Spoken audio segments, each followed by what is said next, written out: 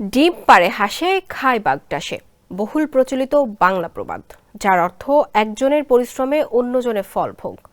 এই প্রবাদ যেন পানামা খাল নিয়ে চীন আর আমেরিকার বেলায় হুবহু মিলে যায়। কারণ নিজেদের অর্থ খরচ করে পানামা খাল খনন করেছিল যুক্তরাষ্ট্র, কিন্তু রাজনৈতিক বাস্তবতায় এখন সেই খাল দিয়ে চলাচলের সময় ফি দিতে হচ্ছে আমেরিকার জাহাজগুলোকেই। দিন দিন খালটিতে বাড়ছে চীনের প্রভাব। অভিযোগ উঠছে, চীনের প্রভাবে মার্কিন জাহাজগুলোর ওপর অতিরিক্ত শুল্ক ও মাশুল আরোপ করছে পানামা, যা নিয়ে বেজায় চটেছেন নবনির্বাচিত মার্কিন প্রেসিডেন্ট ডোনাল্ড ট্রাম্প। পানামার এ ধরনের আচরণে ক্ষোভ প্রকাশ করে তিনি বলেছেন,